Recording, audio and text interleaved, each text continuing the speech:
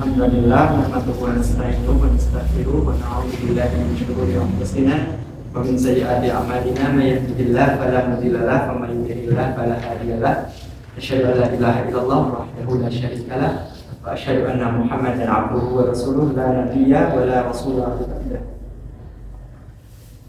A'udzu billahi minasyaitonir rajim. Bismillahirrahmanirrahim. Ya ayyuhalladzina amanu kutiba 'alaikumus shiyam kama kutiba 'alal ladzina min qablikum la'allakum tattaqun. Al-ayah.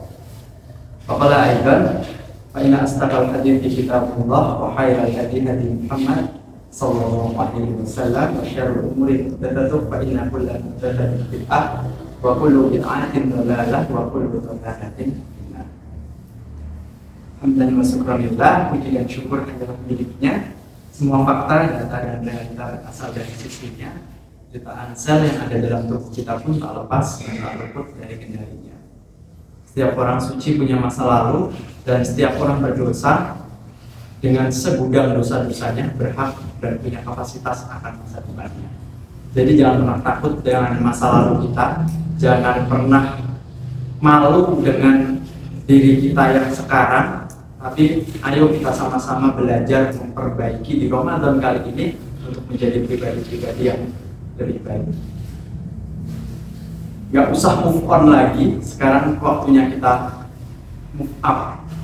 Di momen Ramadan ini sudah tidak waktunya kita untuk move on dari masalah yang satu, move on ke masalah yang lainnya, hanya berpindah saja. Tapi mari coba kita di Ramadan kali ini, ketika ada masalah, ketika ada hal-hal jelek atau apapun, mari kita move up, langsung ke langit, curhat sama Allah, biar Allah yang memberikan solusi-solusinya. Gimana teman-teman, kabarnya sehat? Baik? Alhamdulillah. Pernah lihat saya atau pernah belum? Ini kok saya juga wajah-wajahnya asing-asing ya? Warga sini semua. Alhamdulillah. Dulu saya beberapa kali Ramadan untuk ngisi di sini, tapi kayaknya muka-mukanya bukan mas-mas ini, atau masih kecil-kecil dulu. Masih kecil-kecil. Masih kecil-kecil. Alhamdulillah. Tapi saya dari dulu segini-segini aja ya. Kayaknya pertumbuhannya yang lambat kalau saya ya. Di momen kali ini perlu perkenalan nggak nih? Iya. Perkenalkan dulu ya, katanya tak kenal maka tak sayang. Tahu. Kalau tak sayang jadinya harus ta'aruf dulu ya, sayang. Jadi perkenalkan, nama saya Ahmad Zadul Ma'ad, biasa dipanggil Ma'ad. Asli dari Tegalsari. Yang tahu Tegalsari? Kalilawang. Kalilawang sana lagi ya. Kalau Bu siapa ini? Pak Samsul. Itu Bu Samsul ngajar di sana. Pak Samsul, Bu Samsul Imam ya. Iya. Ngasih di sana. Saya dari Tegalsari. Kalau dulu SMP muridnya Pak Samsul di SMP Muhammadiyah, terus di SMK Muhammadiyah, lalu melanjutkan di Muhammadiyah University of Surakarta di UMS gitu. Dengan prodi pendidikan agama Islam gitu, PAI ya. Karena kalau dibilang agama Islam juga enggak yang benar-benar banget gitu kan, cuma sedikit langsung belajar. Jadi di sini kemarin tuh hamil berapa Ramadan ya? Hamil seminggu kalau nggak salah. Itu Ustadz Budi kontak saya, Mas Ma'ad, peluang hari apa aja ngisi di Antak Warwawen ya? Ya Allah, bedakan banget. Ya udah insya Allah gitu. Hanya yang masih kosong hari apa? Hari ini sama hari ini aku ambil hari Jumatnya gitu kan. Di hari Jumatnya untuk menemani teman-teman semuanya. Nggak banyak materi saya, tapi cuma sedikit saya mau share apa yang saya tahu gitu ya. Karena kalau dipanggil Ustadz belum pantas gitu ya, masih terlalu banyak dosa, nikah juga baru kemarin, belum lama, baru 1 tahun yang lalu, alhamdulillah sudah dikaruniai satu putra. Dan di momen kali ini, karena momennya Ramadan, saya buka materi yang tadi saya buka dengan ayat Al-Baqarah 183. Ada yang tahu artinya? Ada yang tahu artinya? Tadi pas mukadimah saya sebutkan surat Al-Baqarah 183.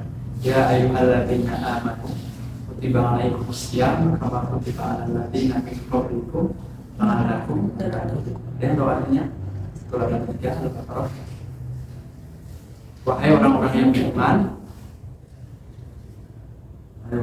Ini SMP, SD, SMA, pelajaran SD loh. SMA. Pelajaran SD loh. Oh, SMP ya? SD kelas 6 udah ada kayaknya. SMP kelas 1 ya wes. Sekarang SMP kelas berapa?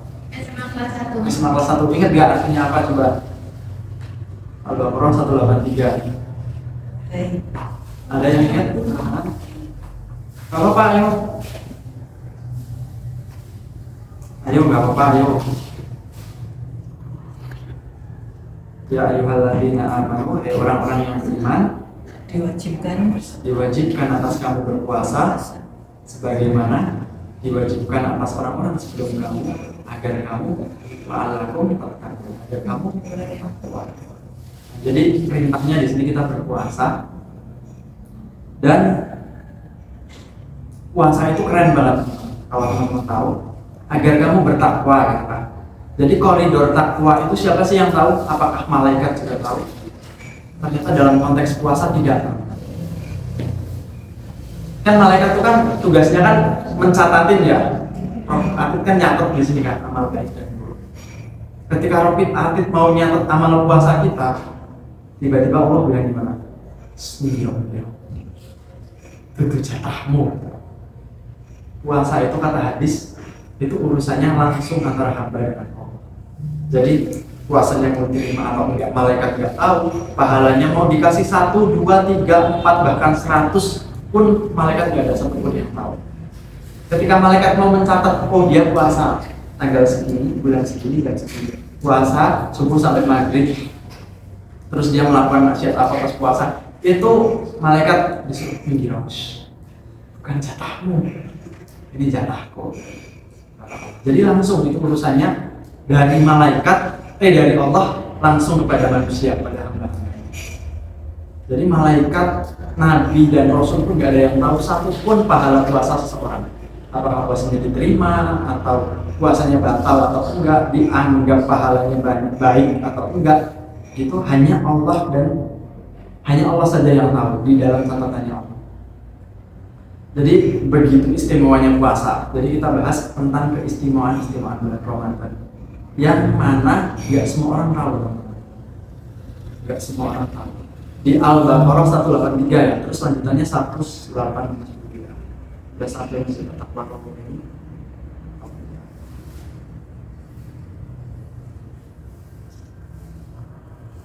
Belum Ustaz, baru diseraminya. Jadi ketika kita bahas pahalanya bulan Ramadan itu di puasa itu, manusia bahkan malaikat pun nggak tahu pahala si A, si B, si C dan sebagainya.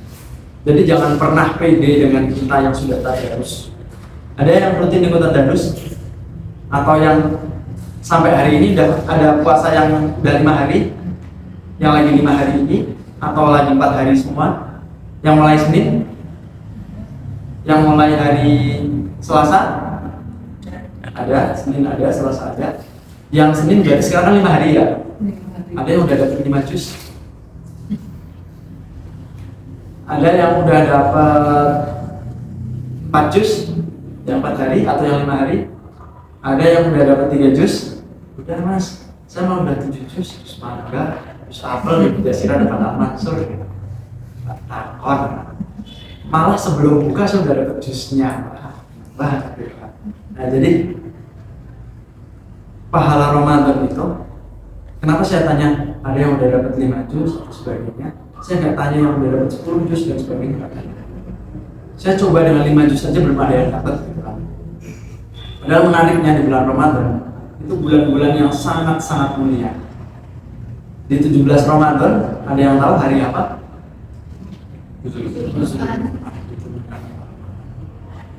Di Al-Baqarah 185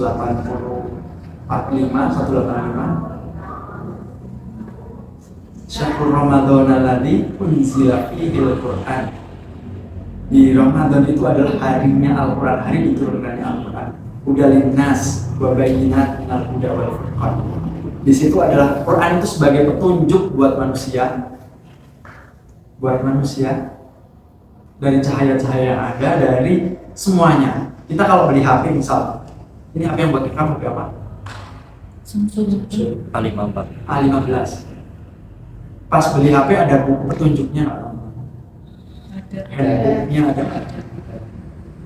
Kira-kira kalau kalian beli A15 tadinya pakai misal Redmi berapa ya?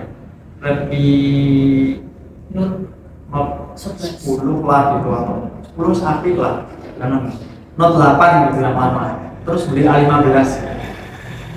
Kira-kira kalian pas beli effort seneng banget gak?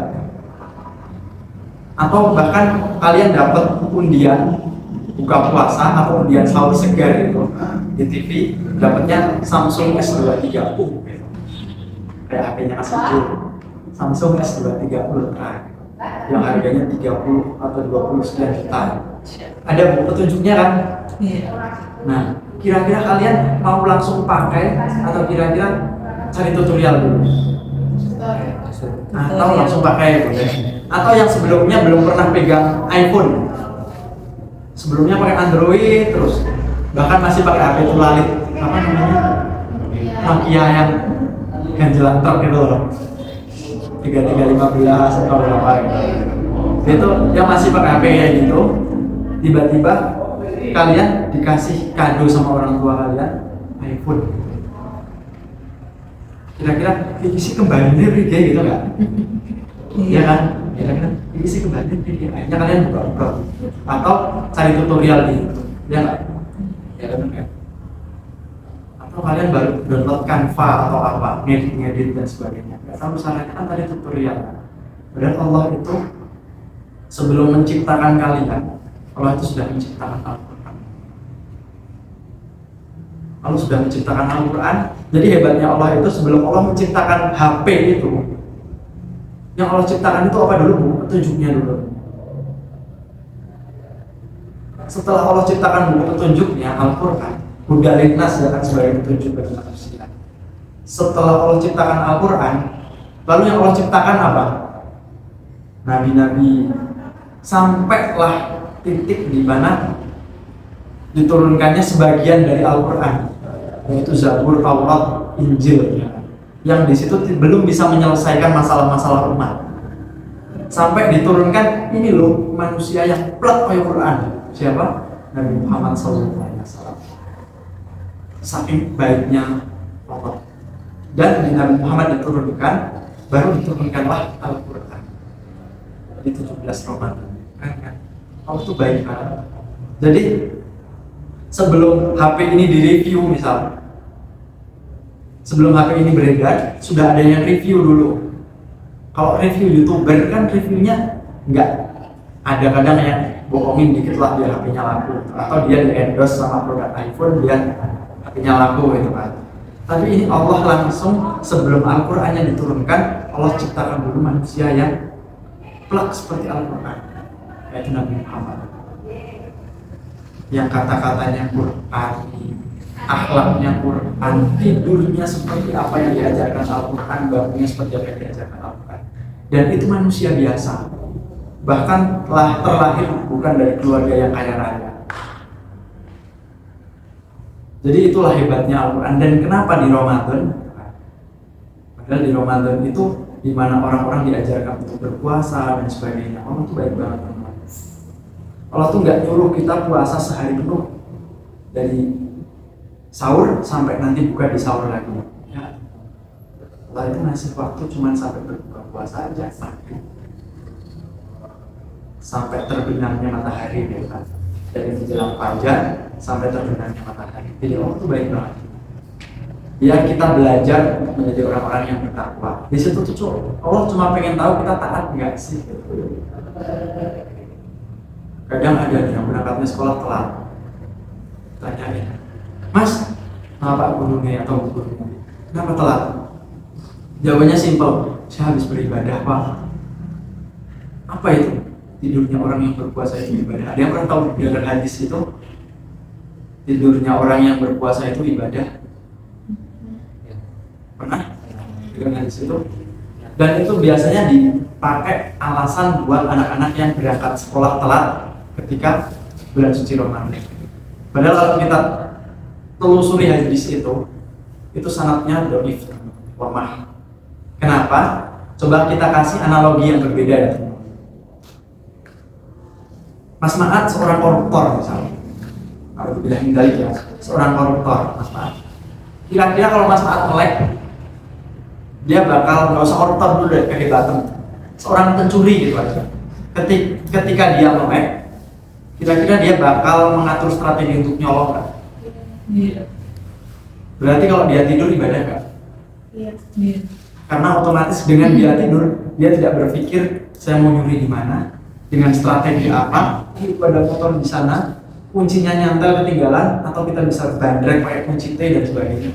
Ketika kita tidur, itu kita nggak akan melakukan hal itu. Jadi itu bisa dibenarkan, tidurnya orang yang berpuasa itu ibadah, bisa dibenarkan. Ketika contoh kalian masih SD, masih SMP, atau masih SMA, yang ketika tidak terbiasa puasa, ketika datang bulan Ramadan, kalian bangun kesiangan, nggak sempet sahur, daripada mikir, buka enak. Lagi jalan pakai motor, yang SMA pulang sekolah, misalnya SMA MUGI, SMK kiri mampir ke Lamut, atau mampir kemana, gitu. Ada yang SMA MUGI? SMK MUGI, mampir ke Lamut, atau yang SMA 2 mampir ke Tomo Kopi atau kemana, gitu. Atau sampai sini yang angkot sebelum turun mampir bakso granat gitu kan. Ampun matur-matur nih Mbak, tanya nih pokok gaji tak bayari 2 kali lipat lah, sing penting aman gitu. Dan daripada kalian seperti itu kan berarti tidurnya orang yang berpuasa itu ibadah. Itu bisa ketika kondisinya seperti itu. Tapi di sisi lain, kenapa hadis itu bisa dikategorikan hadis lemah? Karena para sahabat ternyata di bulan Ramadan itu tidak hanya tidur. Syahrul Ramadan alladzi unzila fihi al-Qur'an, bulannya Al-Qur'an. Dia menghabiskan waktu dengan Al-Qur'an. Kata Imam Syafi'i, yang madhabnya paling mayoritas di Indonesia, salah satunya yang dipakai orang Nahdliyin, orang NU. Imam Syafi'i bilang, bulan Ramadan itu bulannya Al-Qur'an. Ibadah apapun, selain ibadah wajib ya, ibadah sunnah apapun, yang hobinya baca, yang hobinya apapun kesibukan kita, itu tidak lebih baik dari membaca Al-Quran dan mengamalkannya di bulan Ramadan. Dan ada yang tahu Imam Syafi'i itu sehari di bulan Ramadan, di bulan biasa hatam berapa kali Al-Quran? Di hari biasa Imam Syafi'i hatam 1 kali Al-Quran. Dalam 1 hari 30 juz hatam 1 hari. Beliau membaca ketika sholat, beliau membaca ketika qiyamul lail, beliau membaca ketika lagi santai. Jadi beliau sambil ngopi, kalau anak sekarang ya, sambil nongkrong, sambil ngopi, sambil ngemil-ngemil nonton drakor gitu. Imam Syafi'i menghabiskan waktunya sambil baca Al-Quran. 1 hari hatam Al-Quran 1 kali, tapi tidak di bulan Ramadan. Bulan Ramadan 2 kali duduk Imam Syafi'i hatam Al-Quran 2 kali. Dan 1 kali berdiri Imam Syafi'i hatam Al-Quran 2 kali. Beliau dalam kondisi sholat tarawih 2 kali hatam 1 hari. Dan dalam kondisi duduknya Imam Syafi'i sambil nyantainya itu, dia 2 kali hatam Al-Quran. Makanya Ramadan itu bulannya Al-Quran. Dan ada lagi muridnya Imam Syafi'i, Imam Ahmad bin Hanbal, yang sekarang mazhabnya terkenal Imam Hanbali, yang matan hadisnya sangat banyak dan tulisan-tulisan karya-karya tulisnya Imam Hanbali sangat banyak. Hadis-hadis yang diriwayatkan dan ditulis ulang oleh Imam Hanbali itu sangat banyak. Jadi salah satu penulis terhebat dalam Islam itu Imam Hanbali, Ahmad bin Hanbal, Imam Ahmad dan Imam Ahmad bin Hanbal. Nah, itu keren banget teman-teman. Yang mazhabnya Hanbali itu ya. Beliau itu muridnya Imam Syafi'i. Beliau pun mengikuti Imam Syafi'i. Saya tutup buku saya ketika masuk bulan Ramadan. Jadi Imam Hanbali yang hobinya membaca, nulis buku. Kalau orang-orang sekarang yang hobinya nulis misalnya, itu nulis, terus diupload, terus terbit dapat duit gitu. Imam Hanbali yang hobinya seperti itu, di bulan Ramadan tutup semua tulisannya, dia taruh, dia sampingkan, dan dia buka. Gurunya Imam Syafi'i, Imam Maliki, yang madhabnya dipakai orang-orang Mekah dan Madinah, ternyata tidak kalah hebat. Imam Maliki itu dia dalam satu hari 10 kali khatam Al-Quran di bulan Ramadan. Kita diminta sehari 1 kali aja. 30 hari 30 juz kita selesai khatam Al-Quran 1 kali. Yang tidak bisa, oke lah, gak apa-apa, belajar Al-Quran bersama, tapi coba kita sampai hari ini kalian pulang ke rumah kalian, kalian pegang Al-Quran, bukan punya orang tua kalian ya, yang punya kalian sendiri, atau yang tidak punya Al-Quran, yang orang tuanya punya Al-Quran, coba kalian buka. Kalian ambil tisu atau lap yang warna putih, kalian lap. Kalian lihat, sudah. Ketika lap itu berwarna coklat atau berdebu, berarti sudah berapa lama kita tidak berinteraksi dengan buku petunjuk kita. Lalu buku petunjuk mana yang kita pakai? Padahal ketika Ramadan itu begitu mas, ngeling ngantuk. Oke lah kalau kalian nggak sahur, daripada kalian mungkin yang nggak tidur. Tapi kalian sahur, kalian sudah besar, kalian sudah bisa beraktivitas yang luar biasa. Tarawih 1,5 jam.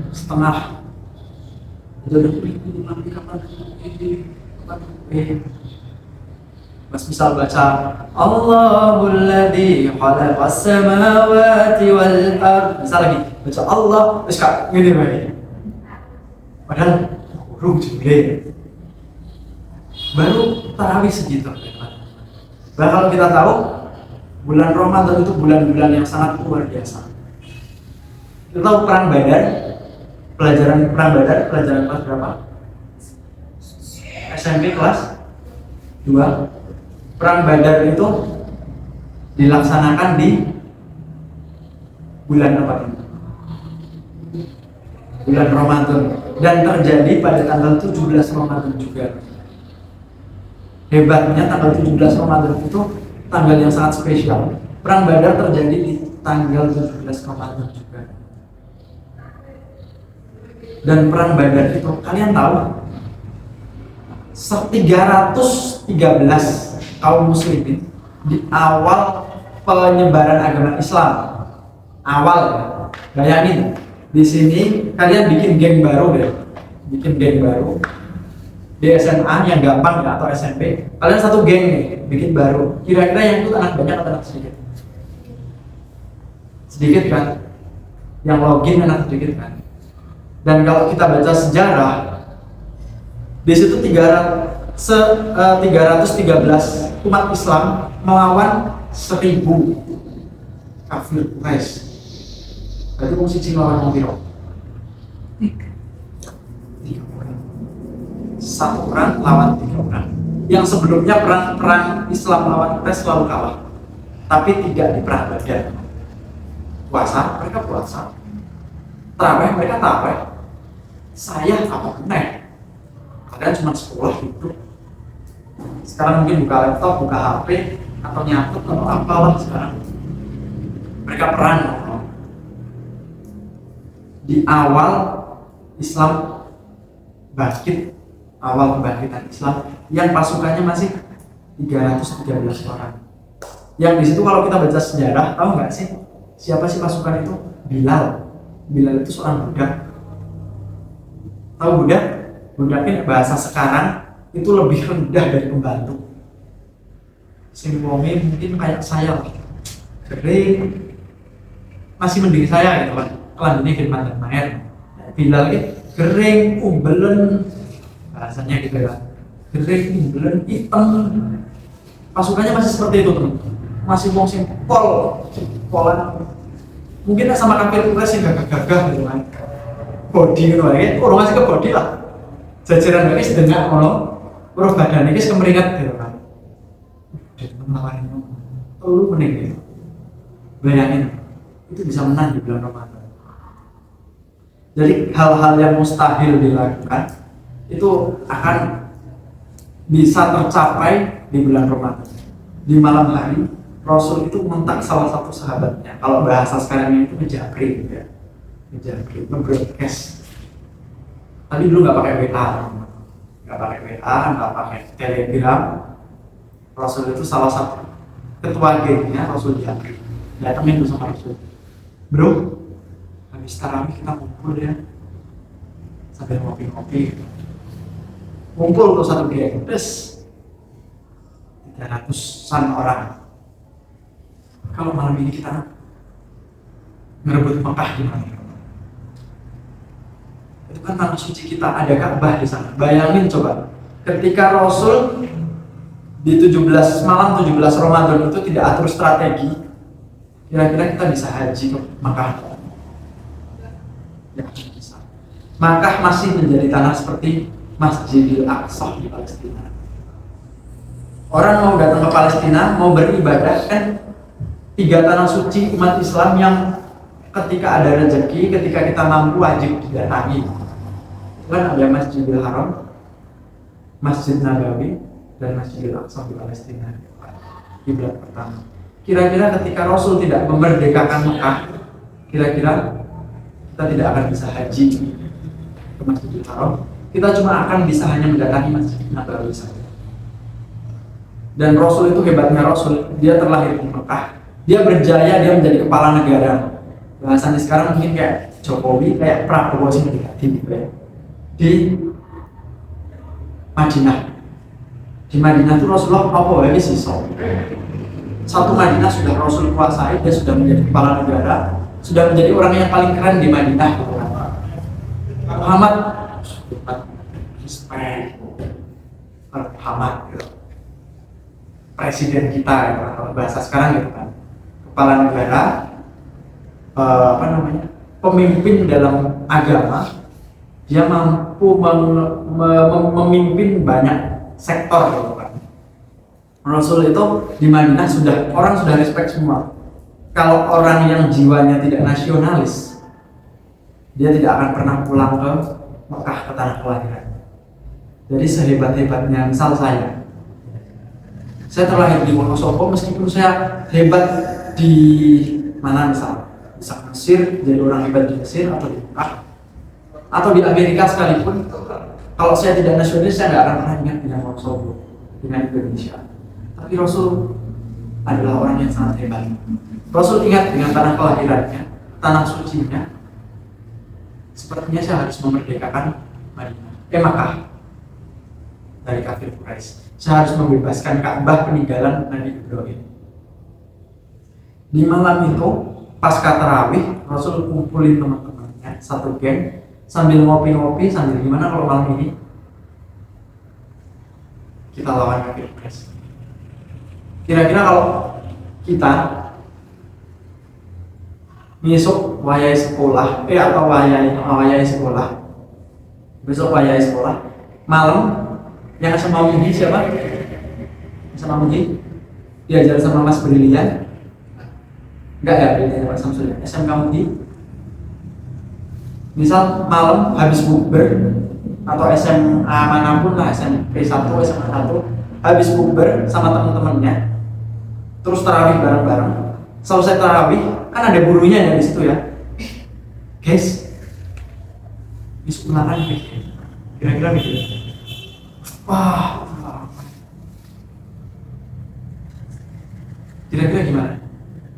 Siapa? Gitu nggak? Sosis puasa, atau guru olahraganya? Teman-teman, besok pertemuan selanjutnya, jangan lupa ya, siapkan fisik kalian. Kita jogging 500 meter atau jogging 1 kilo di bulan Ramadan. Kira-kira kalian jawabannya apa? Pak, piring Pak, masih puasa lagi ya? Atau gile lu bro gitu kan? Pasti kita akan muncul perkataan-perkataan yang seperti itu. Tapi apa yang terjadi dengan sahabat-sahabat Nabi? Di bulan Ramadan, tarawih malam hari, sambil kongko-kongko, sambil nyantai. Rasul, gimana kalau besok pagi menjelang subuh kita bombardir kafir Quraisy? Jawabannya apa? Sampaikan Pak, custom mantap. 313 orang yang berangkat. Sing cileren bahasanya gitu kan, yang biasa-biasa aja. Mereka tahu kafir Quraisy. Kafir Quraisy itu di zaman itu sudah dilengkapi dengan teknologi yang canggih, dengan kuda-kuda perang yang hebat. Kalian tahu kan kuda-kuda perang tentara sekarang yang ketika diginin tembakan aja dia udah langsung atur strategi kudanya tanpa komando dari tentara. Kafir Quraisy sudah sampai seperti ini. Difasilitasi dengan pedang-pedang yang sangat tajam yang bahannya bahkan dari titanium. Sahabat Nabi yang punya pisau dapur bawa, yang dia sehariannya berkebun, yang sehariannya budak, pisau dapur, yang bawa punyanya cuma sarung untuk nyekek atau apa, bawa yang kalian punya. Berangkat 313 orang lawan 1000 orang, 1 lawan 3, yang mereka contoh lah, Mas siapa namanya? Ya, Hafiz, Mas atau Mas Zulfahmi yang di belakang itu Pak Zulfahmi ya. Dia jago bela diri, pencak silat, pernah belajar tapak suci sekian tahun. Kira-kira satu Mas Zulfahmi, aku gelek juara sampai nasional di pencak silat. Kira-kira kalau sekarang suruh berangkat ke Palestina, satu Mas Zulfahmi lawan 3 tentara Israel. Kira-kira menang apa kalah? Menang apa kalah, Mas? Satu Mas Zulfahmi dengan pencak silat yang bawahnya golok misalnya, atau ruyung atau tongkat, lawan 3 tentara Israel yang bawahnya AK-47 atau M21. Kira-kira gimana? Kalah akan mati konyol. Tapi mereka tidak berpikir itu. Sahabat Nabi dengan keterbatasannya mereka gaskan. Di situ disebutkan mereka itu ada salah satu riwayat yang mengatakan dengan 3 kuda, ada yang mengatakan dengan 2 kuda, ada yang mengatakan dengan 1 kuda. 313 orang 1 kuda. Ada yang mengatakan 3 kuda. Fungsinya bohong. Sementara di tentara kafir Quraisy itu ada 300 atau 900-an kuda dengan 66 kuda yang siap tempur dengan kuda yang ahli. Ada yang sudah bersekolah maghrib ya. Sambil menjelang buka, sambil kita ngobrol. Di momen Ramadan itu, jadi kita bukan waktunya lagi momen berleha-leha, udahlah mau puasa, saya nonton drakor baru sampai episode 7, atau yang lagi ngetren Avatar, baru perang Avatar, atau baru ngerti ceritanya episode itu, nonton lagi lah. Apa nih? Ayo di momen Ramadan sama-sama kita belajar yang tadinya sehari kita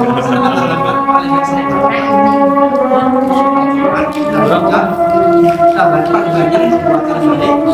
Yuk sama-sama di momen Ramadan kali ini kita perbenturan kita tingkatkan sama kita lanjutkan materi kita di episode selanjutnya. Terima kasih.